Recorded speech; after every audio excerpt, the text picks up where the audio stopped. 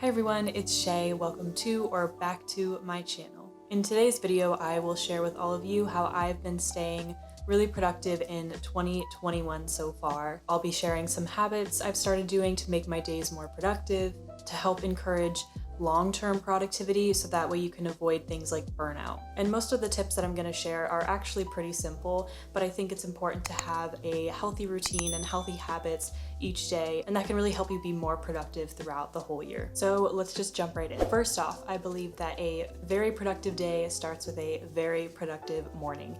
And if you've seen some of my other videos, you know that I am very much a morning person. So I love waking up early. I don't think it's necessary to wake up early in order to be a productive person. I know a lot of people will try to tell you that, but I think that the decisions you make and the things you do when you first wake up really help determine whether or not you're gonna have a productive start to your day. So the first thing that I started doing in the mornings was making sure that I wasn't using my phone right when I woke up. And I don't know about you, but I personally, all of last year and years before that, would reach over and grab my phone first thing in the morning, and then I'd usually spend 30 to 45 minutes, maybe even an hour, just scrolling through social media, checking emails, and it wasted so much of my morning time, and also wasn't really necessary to start my day looking through social media. The best way to break that habit was just putting my phone on the other side of the room when I went to sleep, or sometimes if I use it before bed, I will literally just throw it across the room so it's nowhere near me when I wake up in the morning. And I found that this has been really helpful, and it's also really nice because I find that I get so much time back in the mornings. If I wake up at 7, now I can get up and start my routine right at 7 or 7:10. But when I was using my phone, I wouldn't start my mornings until closer to 8, even though I was up at 7.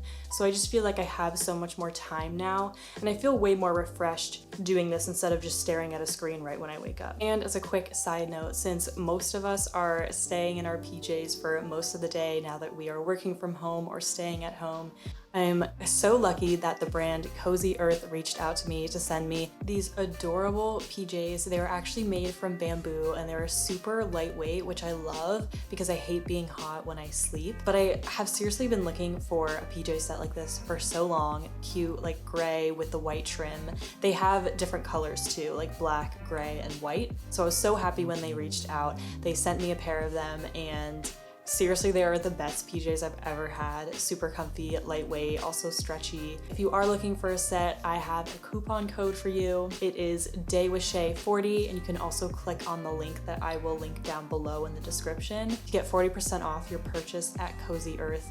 I highly recommend these PJs if you're looking for a comfy set. I seriously spend most of the day in them because I just don't want to take them off. They're way too cozy. All right, back to my productivity tips. And then after that, I like to set my bed, open the window, let some light in. Usually I like to turn on some soft music to help me wake up. And then I kind of just like set the mood in my room to just journal about the day, my thoughts, my plans. Usually when I wake up, I have so many thoughts running around in my head, or I had weird dreams that I need to write about. So it really just helps me just dump all of those thoughts onto paper, and that's why I really like journaling in the morning.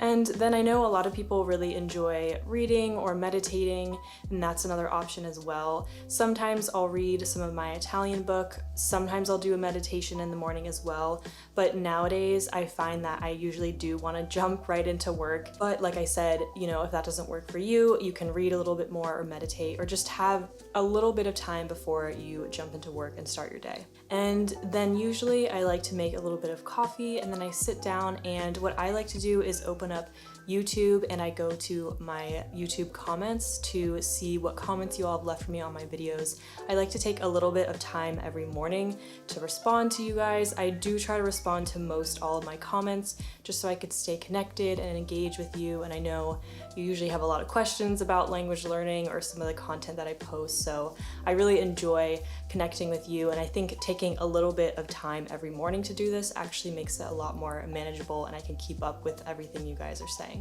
After that, I like to look at what I have to plan for the day. So I have this little planning notepad that I got from Amazon, and I love it. It has been so amazing. I love all of the little sections on it, and it really helps me plan out my day. It's pretty cheap on Amazon, and I will link it down below. But first, I usually like to write in whatever meetings I have for work that day, so I will check my work calendar and see what I have to slot in. Then I will start writing in the priorities, the things I absolutely have to get done for the day, and then the rest is just a to-do list of things that would be nice to get done for the day. It's also nice because there's a food tracker and a fitness tracker and a water tracker. So I just really think this notepad is perfect because it has like all the little sections you could need to plan out your day. And by planning out your day, meetings, to-do list, every little thing, it really helps you mentally prepare for the day ahead, and also helps you realize what sort of meetings or things you might have to work around when you are scheduling out your to-do list. So I personally just like to have a plan. I like to know what's gonna happen for my day. And then my next tip is to make sure that you are getting outside and getting sunshine.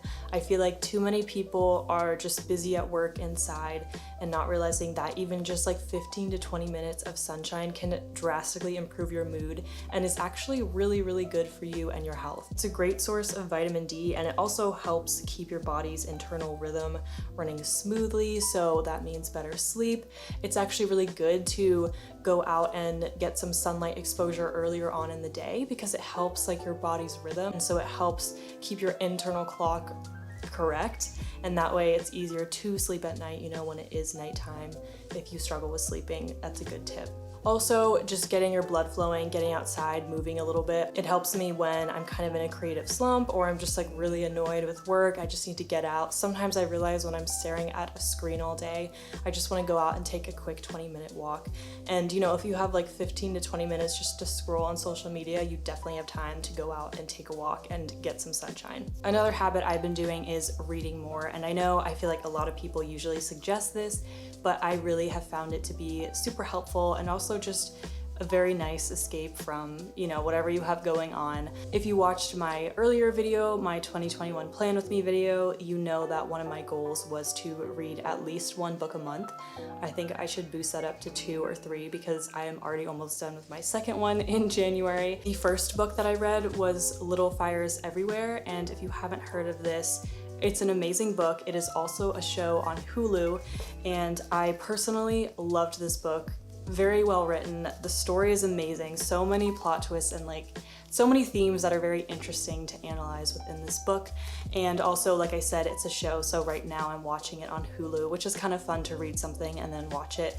Although I would say the show is pretty different from the book. But if you're looking for a good read, this is a great book. Now I moved on to this book. It's called With Malice, and it's a very exciting book. It is about a girl who went on a study abroad trip to Italy, which is why I initially chose it.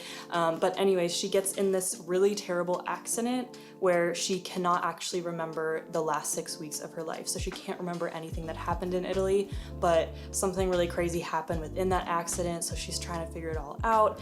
And I won't say much more than that because I don't want to give anything away, but it's a very, very good book. Definitely a page turner. Kind of like suspense, a little bit of like action, drama, all that kind of stuff. Really easy read, but also really good. So I also recommend this one, but I haven't finished it yet. And then my last tip is kind of similar to getting outside, but it is getting active. And I'm sure a lot of you have New Year's resolutions of wanting to be more active. Maybe you have certain fitness goals, but I really do feel like staying active has helped me so much with, you know, mental health, but also just feeling so much better overall. If you have trouble staying on track, I highly recommend making a weekly workout schedule like I do. So where I plan everything on Notion, I have a little weekly workout schedule where every Sunday I plan out the workouts for the week. And I kind of know how I split up my workouts. I want to do some arms and abs and a leg day and usually a few HIIT workouts. I also like to run on the beach once a week with my sister. So kind of think of the exercises you like to do and then plan those out throughout the week, and just having that plan so you wake up and you already know what workout you're gonna do for the day really helps you actually stick to your fitness goals. And even though working from home has been a little tough this last year, I've actually enjoyed it in a way because I am able to work out on my lunch break, which is a really nice way to split up the day.